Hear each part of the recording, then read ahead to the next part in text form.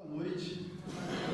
Que a graça e a paz do nosso Senhor Jesus multiplique em nossas vidas diariamente. Amém? Com muita alegria que, assim como o Marco passou alguns dias sem pregar, eu também passei alguns. E é com muita alegria que a gente retorna aqui para poder compartilhar com os irmãos a respeito daquilo que Deus tem para nós, prescrito na santa palavra a qual nós cremos e confiamos de que é verdade. Gostaria de começar fazendo uma pergunta e levando você a responder para você mesmo. Qual foi a última vez que você disse assim, consigo mesmo: eu não gosto de tal pessoa, eu não suporto aquela pessoa, eu não posso nem olhar para os olhos daquela pessoa que me dá arrepios? Talvez você tenha dito isso essa semana. Talvez você lembrou com muita facilidade o último momento em que você disse que não gostava de alguém. Quando nós olhamos para as Escrituras, nós vamos ver determinações, mandamentos de Deus para nos ensinar a respeito de como nós devemos agir diante de situações como essa. Convido você a abrir a sua Bíblia. Primeira carta de Pedro, no capítulo 1. Nós vamos então dar sequência à exposição que nós estamos fazendo na carta de Pedro. Então, 1 Pedro, capítulo 1, nós vamos ler a partir do versículo 22, até o final do capítulo, versículo 25. Primeira carta de Pedro, capítulo 1, versículo 22, até o versículo 25. Assim diz as Escrituras: tendo purificado a vossa alma pela vossa obediência à verdade, tendo em vista o amor fraternal não fingido, amai-vos de coração uns aos outros ardentemente, pois fostes regenerados, não de semente corruptível, mas de incorruptível, mediante a palavra de Deus, a qual vive e é permanente. Pois toda a carne é como a erva, e toda a sua glória como a flor da erva. Seca-se a erva, e cai a sua flor. A palavra do Senhor, porém, permanece eternamente. Ora, esta é a palavra que vos foi evangelizada. Nós olhamos para a situação em que um explorador daquelas áreas geladas lá da Antártica, um homem qual tinha passado por momentos terríveis, ele passando por uma entrevista, o repórter perguntou a ele qual foi a parte mais importante, a parte que mais chamou a sua atenção em todas as suas viagens. E a expectativa daquele repórter era que ele dissesse que foi uma nevasca, foi um grande vento, foi uma tempestade gelada, foram as águas que congelaram e não permitiram que o navio continuasse. Porém, a resposta daquele homem foi totalmente diferente. Ele conta que em uma noite muito gelada, eles haviam distribuído a última porção de alimentos para a tripulação. Não havia mais alimentos. Então, naquela noite, aqueles homens se colocaram a dormir. Porém, aquele capitão, aquele explorador, com seus olhos entreabertos, ele passou a observar um homem, um dos seus homens, um dos seus comandados, que se levantou. Aquele homem então vai a uma mochila, a uma mala, e retira um pacote de biscoito. Aquele capitão então, por alguns instantes, ele começa a gerar no coração dele uma indignação. Poxa vida, todos nós estamos com fome, famintos e não tem comida para todo mundo. E esse homem tem comida e não divide com ninguém. Esperou todo mundo dormir para que ele pudesse pegar aqueles biscoitos. Porém a cena continua. E aquele homem retira os biscoitos e coloca na mochila de outros homens que ele sabia que precisavam mais que ele. Aquele homem, aquele capitão, então questionado no final da entrevista, disse que aquele momento foi um momento que aquele homem fez as coisas de forma amorosa e não querendo aparecer diante dos outros. Esse momento em que o apóstolo Pedro começa a tratar na sua igreja, esse momento é um momento muito tenso dentro da característica dessa igreja. Como nós vimos nos sermões anteriores, essa igreja havia saído de Jerusalém, debaixo de perseguição, debaixo de ameaças. Essas ameaças eram reais, essas ameaças estavam presentes na vida daquela igreja, daqueles irmãos. Então o apóstolo Pedro, depois de falar para aqueles irmãos que eles deviam viver uma vida santa diante de Deus, ele passa a dizer que a santidade também passa pela prova do amor. A Bíblia, por vezes, ela fala a respeito de 3 amores. O amor ágape, que é aquele amor que nós devemos para com Deus. Um amor genuíno, um amor diferenciado. Ela fala também do amor eros, que é o amor que nós sentimos uns pelos outros em atração física. É o amor que une os casais. Mas ele fala também, a Bíblia também fala de outro amor. Ele fala do amor filos, que é justamente este amor que o apóstolo Pedro está tratando nesta carta. Nesse momento, o apóstolo Pedro quer mostrar para aqueles irmãos, ele quer ensinar aquela igreja de que este amor filos deveria ser desenvolvido naquela igreja. O amor filos é o que nós mais conhecemos como Filadélfia. É o amor fraternal. É o amor que nós temos uns pelos outros. Talvez se nós olhássemos o contexto em que aqueles irmãos estavam vivendo e a gente parasse para observar, eles estavam debaixo de perseguição, ameaça, a situação não era fácil.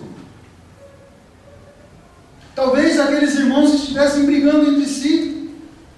Talvez eles estivessem começando a desenvolver um amor ou um sentimento egoísta uns pelos outros.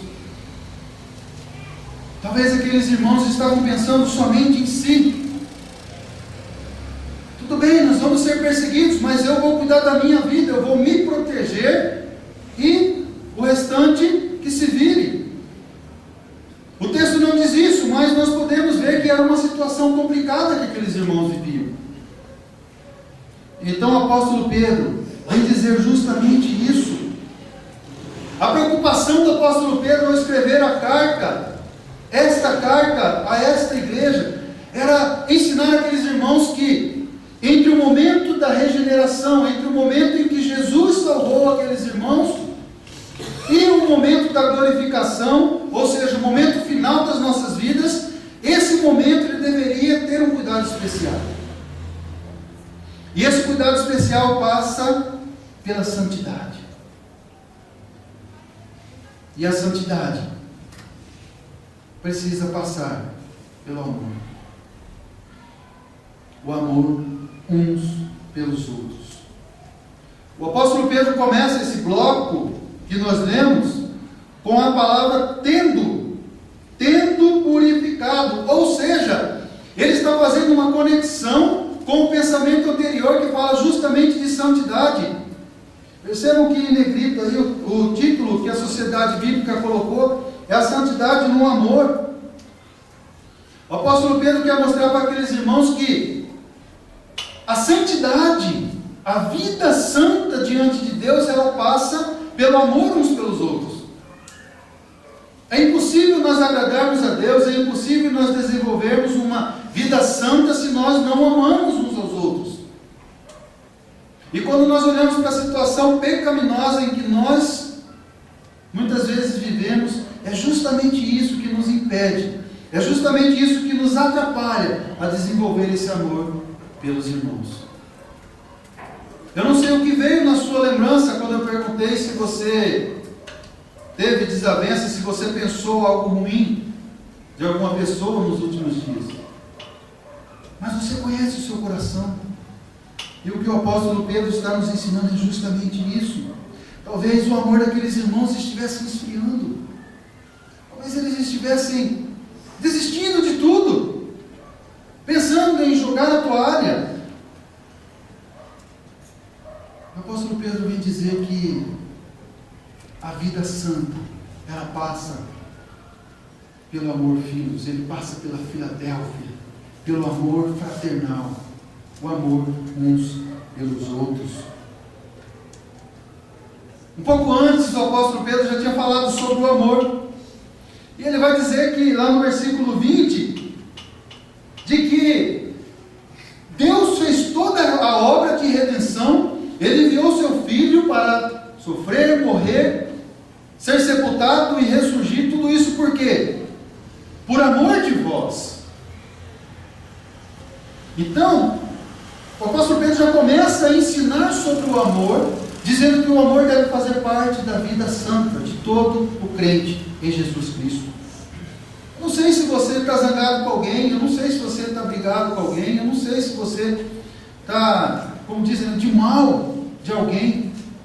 O fato é que a Bíblia nos ensina e nos ordena a amar uns aos outros. A finalidade de Pedro aqui é que aqueles irmãos pudessem testemunhar o amor uns pelos outros. Quando nós olhamos para a igreja, não sei quantos de vocês, mas eu já ouvi várias vezes pessoas que entram e saem aqui e dizem: poxa vida, que igreja amorosa. A gente sente o amor dos irmãos uns pelos outros. E é assim que nós devemos agir. Mas por que tanta ênfase do apóstolo Pedro no amor uns para com os outros? Por que Pedro destaca tanto esse amor? Assim, será que nós temos realmente motivos para amar as pessoas? E quando eu falo as pessoas, são todas as pessoas. Nós temos motivos para amar as pessoas? Enfim, quais são as características desse amor? Desse amor fino, de Filadélfia. Esse amor um para com o outro. Será que esse amor possui características? E o apóstolo Pedro vai dizer que sim. Ele vai dizer que o amor ao próximo é a grande marca dos discípulos de Jesus. O amor é a grande marca dos discípulos de Jesus. Nós vamos desenvolver justamente esse pensamento que o apóstolo Pedro nos ensina nesta carta. Quais as características do amor que Pedro coloca para nós? Quais as características do amor que aqueles irmãos deveriam desenvolver dentro da comunidade cristã? Em primeiro lugar, Pedro vai dizer uma característica negativa. A Bíblia, quando fala de uma característica negativa, é porque ela quer dar uma ênfase para que não seja desta forma. Ela quer destacar que justamente não façam assim. Então ele começa dizendo que este amor não deve ser fingido. Meus irmãos, quantos de nós têm fingido amar as pessoas? Quantos de nós temos cumprimentado pessoas somente por cumprimentar? Quantos de nós temos colocado máscaras em nossos rostos para poder entrar na igreja para poder se relacionar com as pessoas. Quantos de nós estamos fingindo amar as pessoas? Mas, irmãos, isso é muito sério quando nós olhamos para o amor fraternal. Nós precisamos tirar a máscara. Nós precisamos amar as pessoas sem fingimento. Nós precisamos amar as pessoas sem forçação de barra. Parece que muitas vezes nós somos forçados por ter que obedecer esse mandamento. Ah, tá bom, eu amo tal pessoa, mas Deus conhece o nosso coração. E será que nós temos amado realmente as pessoas? De forma sincera? De forma verdadeira? E por vezes a Bíblia vai dizer que o amor fraternal, ela é a base de uma igreja sólida, ela é a base de uma igreja forte. Por que nós temos muitos casamentos desfeitos? Por que nós temos muitas famílias desestruturadas? Porque muitas pessoas estão fingindo amar dentro das suas casas. As pessoas estão fingindo amar dentro dos seus lares. Como amar as pessoas que nos fazem mal? Como amar uma pessoa que nos faz mal de forma verdadeira, sem fingimento? Como amar os nossos políticos que fazem tão mal para a sociedade brasileira? Como amar essas pessoas? O pastor Pedro vai dizer que esse amor tem que ser sem fingimento. Mas nós fazemos muitas vezes o contrário. Nós falamos mal, nós criticamos, nós zombamos. Nós precisamos amar sem fingimento. Existe uma segunda marca que o apóstolo Pedro diz sobre esse amor. Ele diz que nós devemos amar uns aos outros de todo o coração. É o reforço com a característica anterior. No coração estão as nossas vontades, nos nossos corações estão os nossos desejos. Quando a Bíblia fala para que nós amemos de todo o coração, é o fato de nós amarmos aquela pessoa como se aquilo fosse para nós.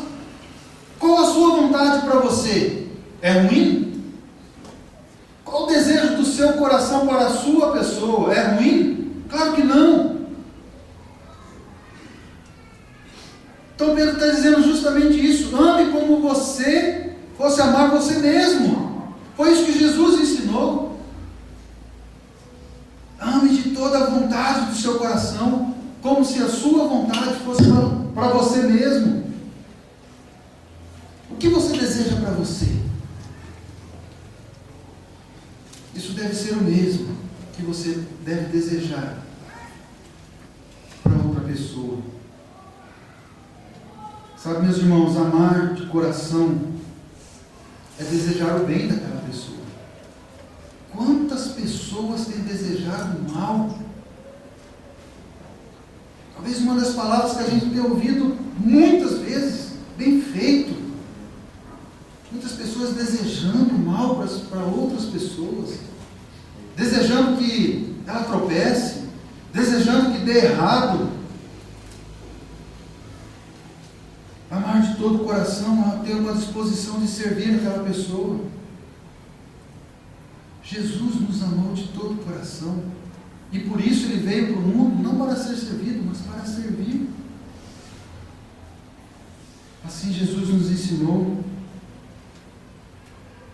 Amar não é colocar as pessoas em risco, mas protegê-la. Quando nós olhamos para a pessoa do pastor, o qual Jesus é o nosso supremo pastor, nós vamos perceber que Jesus sempre cuida, Jesus sempre protege. Por quê? Porque Ele ama. O que nós temos visto de pessoas fazendo ciladas para as outras, armadilhas, para que as pessoas tropecem e caiam. Nós devemos proteger com esse amor. Amar de todo o coração não é você entrar no vale com a pessoa e sair junto com ela. É você chorar é você sorrir junto, é passar momentos agradáveis e momentos desagradáveis, é você caminhar com essa pessoa, se possível, 1, 2, 3 léguas a mais, o quanto for preciso. Isso é amar de todo o coração. Isso é amar de todo o coração. É como se você tivesse o último biscoito no seu pacote e você dividisse com essa pessoa. Isso é amar de todo o coração. Será que nós temos amado de todo o coração as pessoas que estão ao nosso redor? Os nossos amigos, os nossos irmãos, as pessoas da nossa escola, os nossos professores, os patrões, os chefes? Sabe, meus irmãos, amar de todo o coração é amar de forma vital. O coração é o centro da vitalidade do ser humano. É como se você dissesse: eu te amo de todo o meu coração, porque sem o coração bater, eu morro. Não há nada de romântico nisso. Nós muitas vezes levamos para o lado romântico e achamos que isso é incompatível entre irmãos, mas não é. Amar de todo o coração é você amar como se aquilo fosse a última coisa para que você pudesse sobreviver. A terceira marca que o apóstolo Pedro diz é justamente ardentemente.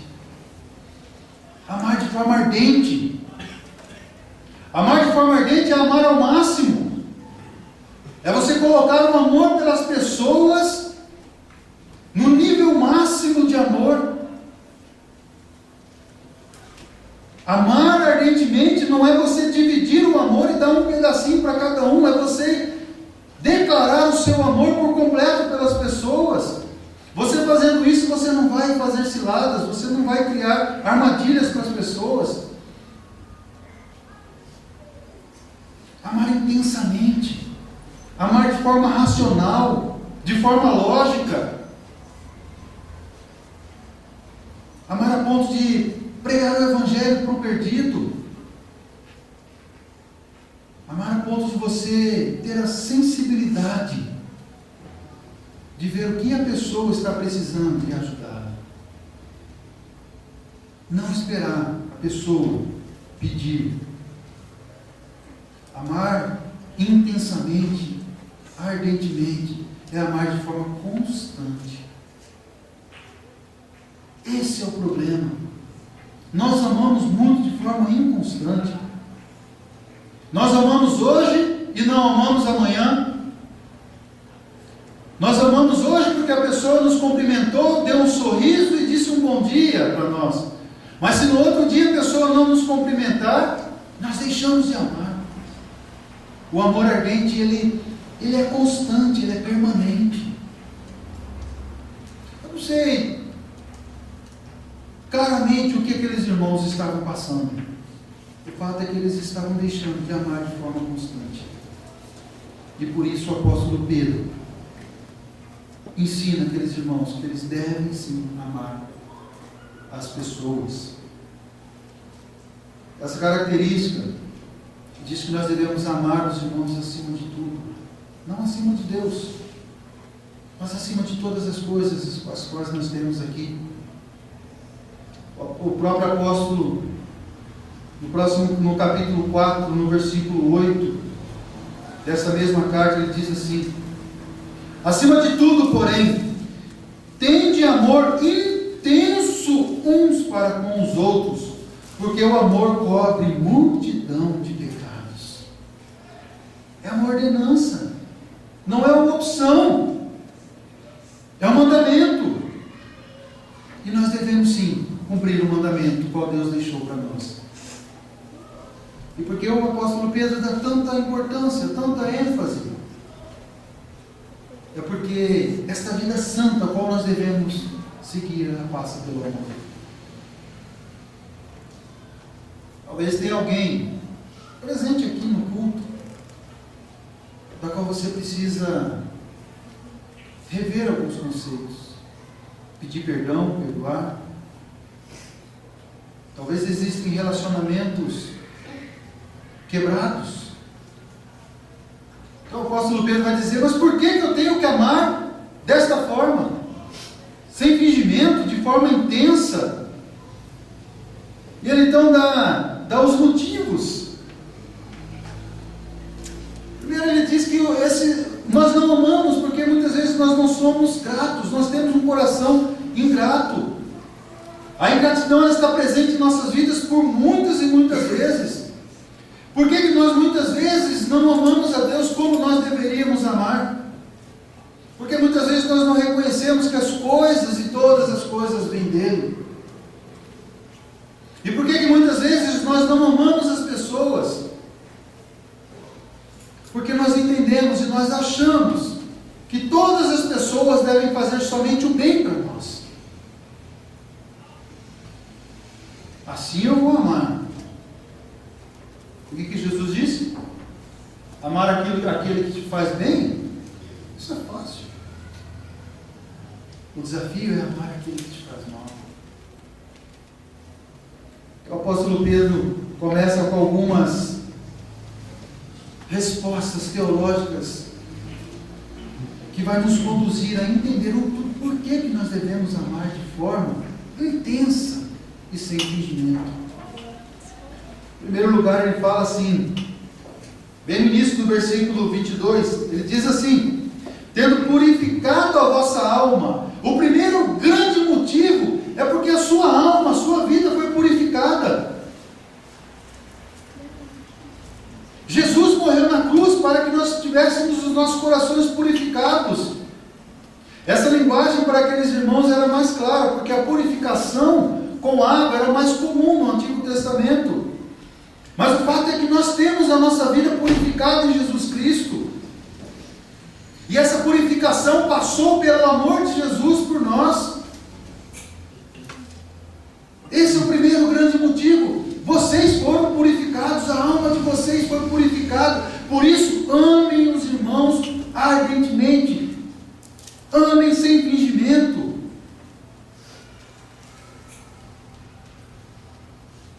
No versículo 2, ainda do capítulo 1, ele vai falar sobre a aspersão do sangue de Jesus, que é justamente isso, é o fato de nós termos sido purificados por Jesus. O assunto geral e principal dessa carta é conduzir os irmãos a entender a salvação. Nós obtivemos a salvação por meio da purificação das nossas almas por Jesus Cristo. Será que isso não conduz você a amar o próximo? Será que conduz você a fazer acepção de pessoas, a amar uns e odiar outros? Nós não temos esse direito. Nós precisamos buscar o perdão. A cerimônia que era feita ali no Antigo Testamento de purificação era com água limpa. E o sangue de Jesus puro, sem mácula, sem mancha nenhuma, foi capaz de nos purificar de toda impureza. Ele nos amou a ponto de nos purificar com o seu próprio sangue. Será que você tem a consciência de que você já foi purificado por Jesus? Você tem essa certeza no seu coração de que você foi purificado por Jesus Cristo? Se você tem essa certeza, então ame. Ame as pessoas. Ame as pessoas sem esperar nada em troca. Ame as pessoas de todo o teu coração. Ame as pessoas, mesmo que ela faça mal para você. Ame sem fingimento. O apóstolo Pedro continua dizendo o segundo grande motivo. Ele vai dizer porque nós somos regenerados. E o que significa ser regenerado? É nascer de novo. Vocês eram inimigos de Deus. Mas em Jesus hoje nós somos amigos. Jesus disse: eu sou o caminho, a verdade e a vida. O apóstolo Paulo em Efésios 2 diz que nós estávamos mortos em nossos delitos e pecados, mas Deus, por causa da sua grande misericórdia, nos resgatou, nos regenerou, nos deu nova vida. Será que o fato de você ter ganhado uma nova vida em Jesus Cristo, por amor a você, não te conduz a amar as pessoas de todo o teu coração? Nós temos uma nova vida, nós temos uma nova natureza, e essa natureza nova, ela deve obrigatoriamente nos conduzir a amar as pessoas. Ela deve nos conduzir a fazer a vontade de Deus. E qual é a vontade de Deus? Que nós amemos uns aos outros. Vida nova, sem amar os nossos irmãos, não é vida nova. Amar os irmãos acima de tudo é uma característica de uma vida santa, de uma vida regenerada por Jesus Cristo. Se nós olharmos a palavra regenerada, ela está diretamente ligada com a palavra misericórdia, lá no versículo 3. Olha o que o apóstolo Pedro diz lá no versículo 3: bendito Deus e Pai de nosso Senhor Jesus Cristo, que segundo a sua muita misericórdia nos regenerou para uma viva esperança. Sabe, meus irmãos, a regeneração que Jesus nos oferece para que nós desenvolvamos esse amor, para que nós, mesmo em meio às dificuldades, mesmo em meio às turbulências da nossa vida, nós caminhemos de mãos juntas, amando uns aos outros. Aquilo que regenerou, o texto diz que é uma semente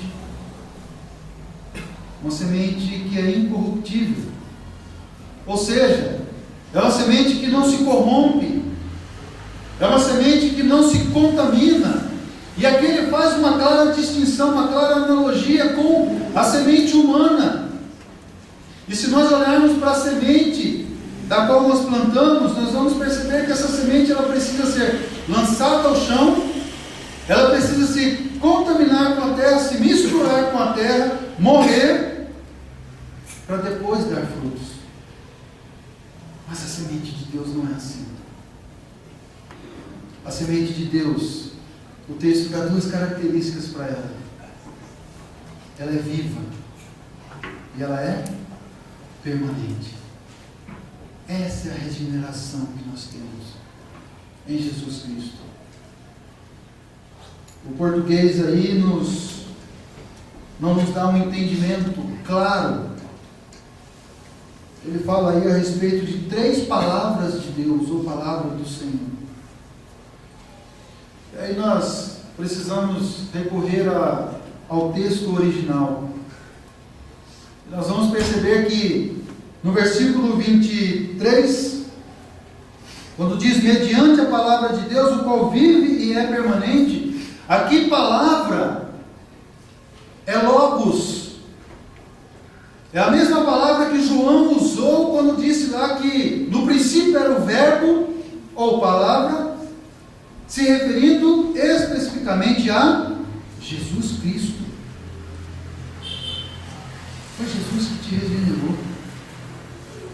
Aqueles irmãos tinham vivido praticamente ali mais ou menos uns 30 anos após a morte e ressurreição de Jesus. Aquilo talvez estivesse um pouco confuso na cabeça daqueles irmãos.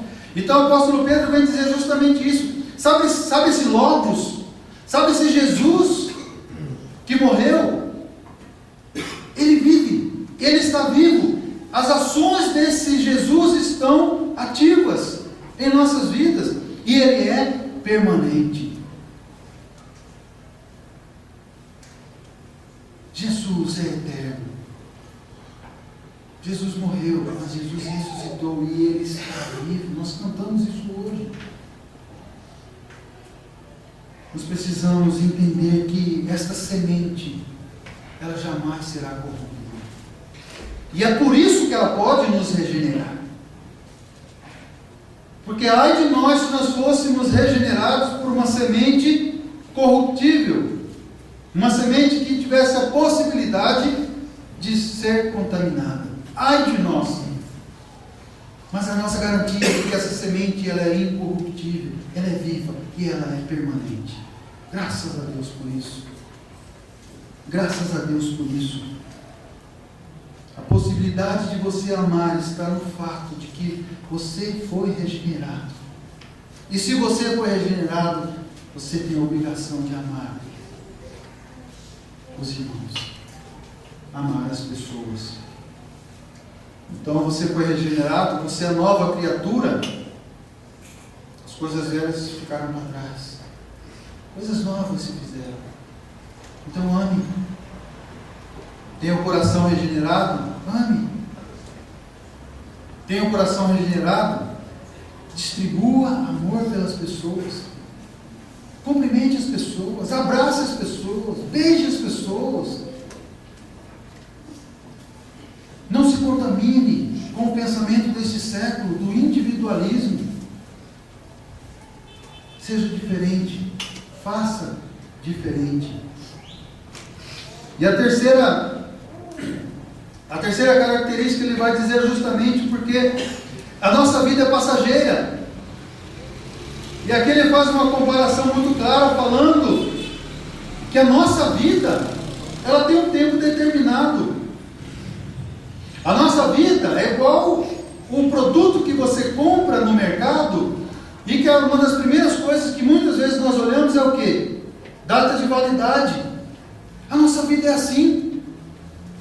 Nós lemos no texto inicial, em 2 Crônicas, que diz o quê? Que a nossa vida é como sombra. A sombra ela existe agora e daqui a pouco não existe mais.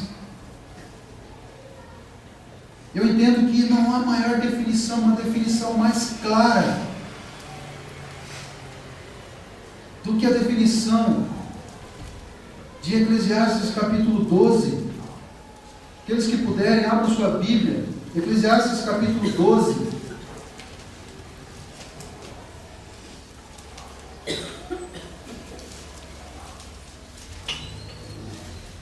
Do versículo 1 ao versículo 8, o pensador vai justamente descrever como que é a nossa vida. E ele começa dizendo assim: lembra-te do teu Criador nos dias da tua mocidade, antes que venham os dias maus e cheguem os anos dos quais dirás, não tenho neles prazer. Olha o que vai acontecer com o ser humano. Isso vai acontecer com você caso você não morra antes. Versículo 2: antes que se escureçam o sol, a lua, as estrelas, do esplendor da sua vida. Versículo 3: no dia em que tremerem os guardas da casa dos teus braços, e se curvarem os homens outrora fortes, as tuas pernas, e cessarem os teus moedores da boca, por já serem poucos. Está falando dos dentes. Esse é o ciclo da vida. Aí ele diz assim: e se escurecem os teus olhos nas janelas. Ou seja, nós vamos perdendo a visão. A nossa visão vai escurecendo. E os teus lábios, quais portas da rua se fecharem, no dia em que não puderes falar em alta voz. Nós vemos as pessoas mais idosas, elas tendem a falar mais baixo. Te levantares a voz das aves e espantares o caminho.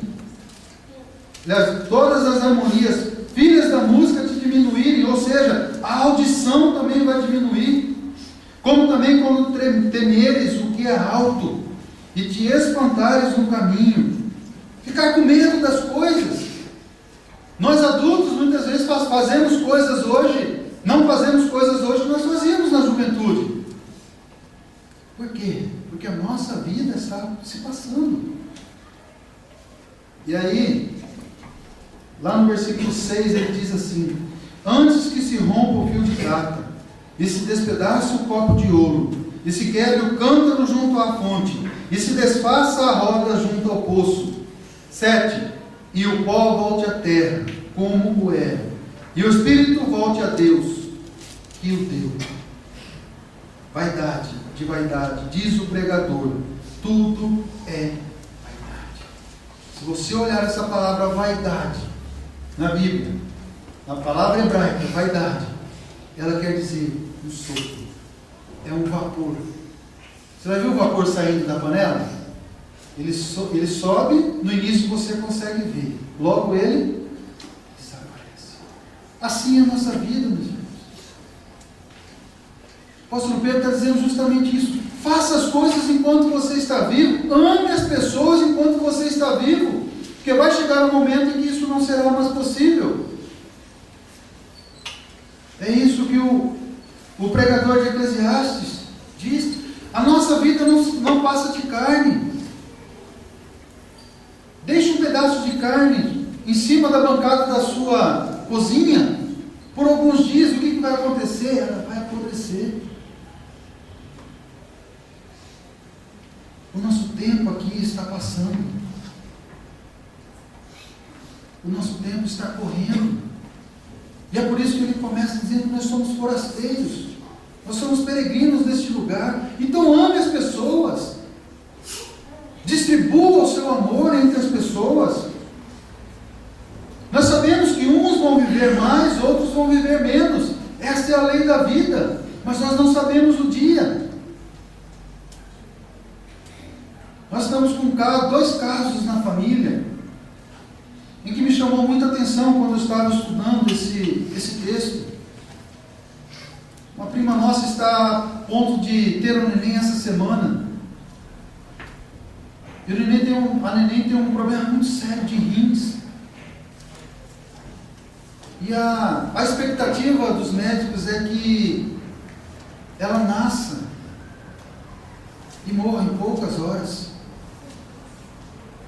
Isso é possível? É possível. Nós vemos um caso, o oposto.